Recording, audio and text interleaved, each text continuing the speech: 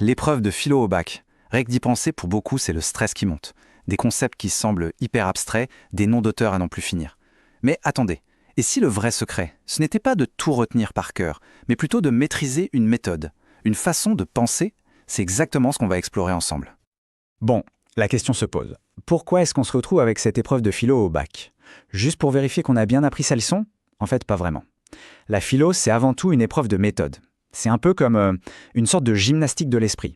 On y apprend à décortiquer un problème, à le questionner et surtout à construire un raisonnement qui tient la route.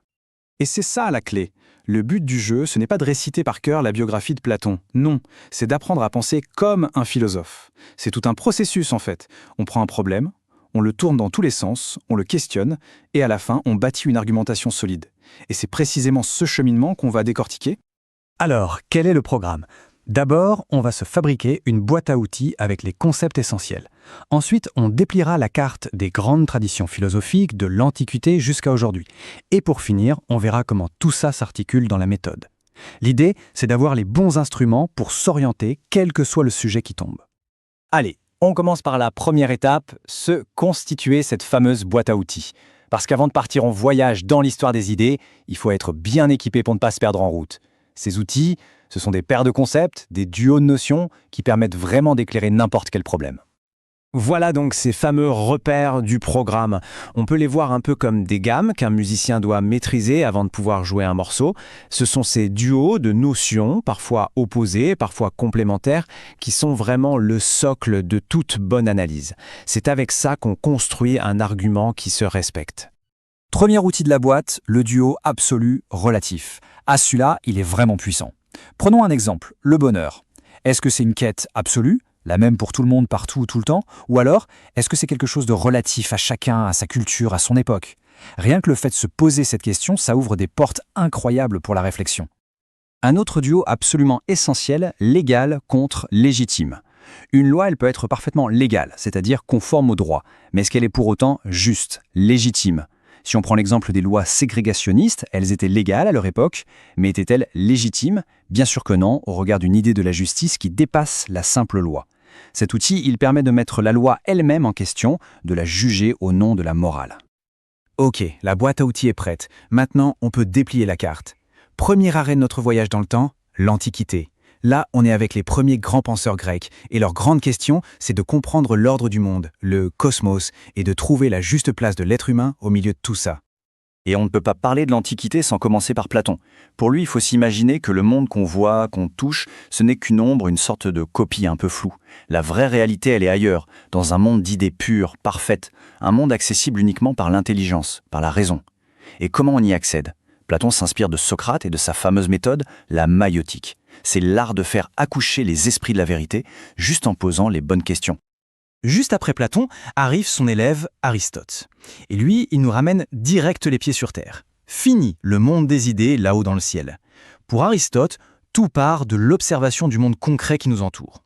Sa grande idée, c'est que l'être humain est un animal politique. Qu'est-ce que ça veut dire? Simplement que c'est dans la vie en communauté, dans la cité, qu'on peut vraiment s'accomplir et atteindre le bonheur, en pratiquant ce qu'il appelle la vertu. Après ces deux géants, la philo se penche sur une question plus personnelle. Au fond, comment est-ce qu'on mène une vie bonne? Et là, deux grandes écoles vont s'affronter. D'un côté, on a les épicuriens. Eux, ils cherchent la tranquillité de l'âme, l'ataraxie, en profitant de plaisirs simples, sans excès. Et de l'autre côté, les stoïciens. Pour eux, le secret du bonheur, ce n'est pas ce qui nous arrive, mais la façon dont on y réagit. Il s'agit d'accepter ce qui ne dépend pas de nous. Allez, on fait un bond en avant sur notre carte. On arrive à l'époque moderne. Et là, c'est une vraie révolution dans la pensée. La grande question, ce n'est plus comment le monde fonctionne, mais plutôt qui suis-je moi? Qu'est-ce que c'est que cette conscience qui pense? Le projecteur se déplace du cosmos vers l'individu. Et sur la question de la connaissance, d'où viennent nos idées, on a deux grandes équipes qui s'affrontent. D'abord, les rationalistes, avec Descartes comme capitaine. Pour eux, tout part de la raison. La méthode de Descartes est radicale. Ils doutent de tout, absolument tout, pour voir s'il reste quelque chose de certain. Et ils trouvent « je pense, donc je suis », le fameux cogito. Et dans l'équipe d'en face, on a les empiristes, comme John Locke. Pour eux, à la naissance, notre esprit est une page blanche, une tabula rasa. Tout ce qu'on sait vient de nos expériences, de ce qu'on voit, entend, touche. Et ce grand débat, on le retrouve en politique. La question c'est, pourquoi est-ce qu'on vit en société? Pour un penseur comme Hobbes, la réponse est assez sombre. À l'état de nature, c'est la guerre de tous contre tous. Du coup, on accepte d'abandonner une partie de notre liberté pour obtenir de la sécurité. On signe un contrat. Rousseau, lui, a une vision beaucoup plus optimiste. Il pense que l'être humain est naturellement bon. Le contrat social, pour lui, ce n'est pas une prison. C'est le moyen d'échanger sa liberté naturelle contre une liberté civile, c'est-à-dire la liberté d'obéir à des lois qu'on s'est données à soi-même. Et puis arrive Kant. Et lui, il va essayer de mettre tout le monde d'accord avec une idée, mais une idée complètement dingue, une véritable révolution.